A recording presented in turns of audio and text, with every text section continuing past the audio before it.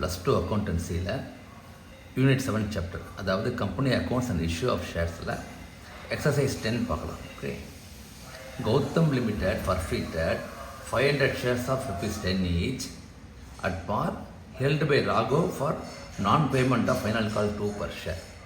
அதாவது 500 shares. Okay,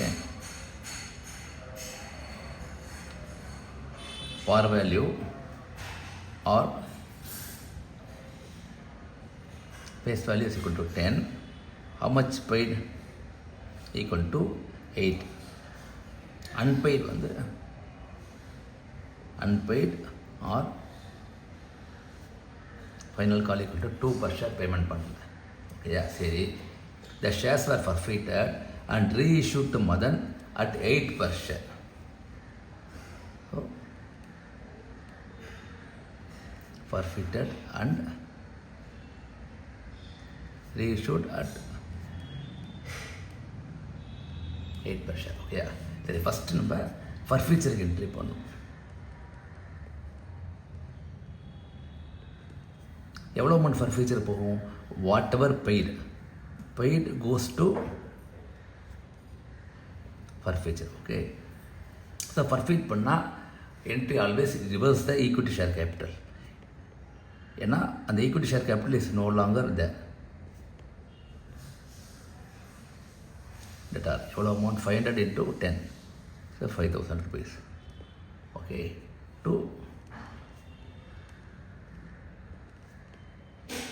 forfeited shares account 500 into 8, whatever amount paid, 4,000 to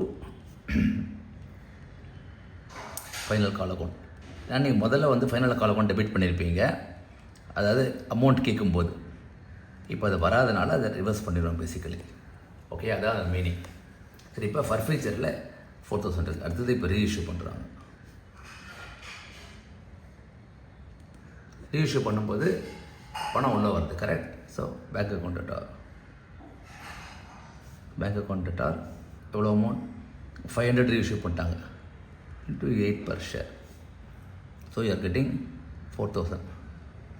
ஆனால் equity share கேபிட்டலுக்கு full amount தான் போடும்.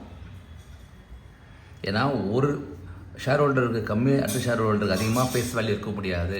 Face value is always இங்கே போட்டுறேன். Face value is always same for all shareholders. Okay, அதான் important. அப்போ இந்த reissue பண்ணும்போது to equity share capital 500 into 10 தான் போகும், which is equal to 5,000.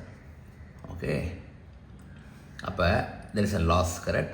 Loss will go to forfeit.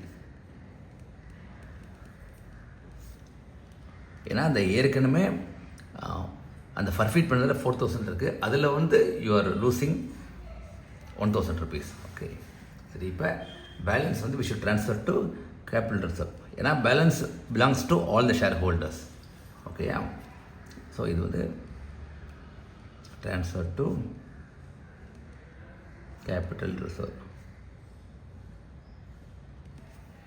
So எவ்வளோ amount இருக்குது?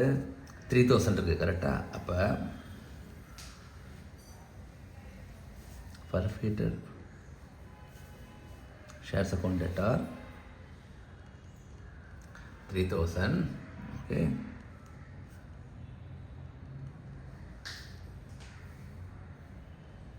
Capital reserve account 3,000. இதான் 3 entries. Okay, so first என்ன பண்ணுங்கன்னா, எப்போதும் ஒரு கொஸ்டின் வந்ததுன்னா எவ்வளோ ஷேர்ஸ், ஓகே, என்ன ஃபேஸ் வேல்யூ, எவ்வளோ அமௌண்ட் பெய்ட், ஓகே, எவ்வளோ அன்பெய்டு எந்த ஸ்டேஜில் தான் முக்கியம். Whatever paid will go to forfeiture, whatever unpaid will go to that particular stage, அதாவது ஃபஸ்ட் காலில் ஃபைனல் காலில் சொல்லிட்டு. அப்புறம் ஃபர்ஃபீட்டட் ரீஇஷ்யூட்னா அது எவ்வளோ லாஸ் பாருங்கள், அதுவும் போட்டுக்கோங்க. Loss equal to 2 per share. ஓகேயா, இப்போ நீங்கள் ஸ்டெப் பை ஸ்டெப் என்ட்ரி பண்ணலாம். திரும்ப ஒரு குயிக்காக பார்த்துடலாம்.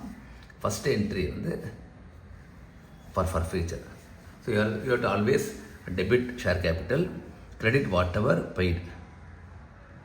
Okay, whatever unpaid basically you are reversing that particular the call. Okay, so போயிடுது ஃபர்ஃபிச்சருக்கு. தென் ரீஇஷ்யூ பண்ணும்போது bank comes in whatever the price reissue at 8 per share. Okay, so balance will go to forfeiture.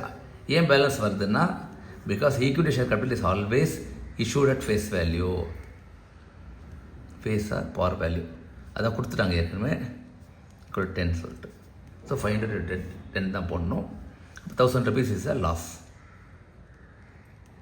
On reissue. Okay, so balance goes to capital reserve. அதாவது 4000 minus 1000 இங்கே வேணால் போட்டுக்கோங்க. 4000 minus 1000. ஓகேயா? So இது exercise number 10. Thank you.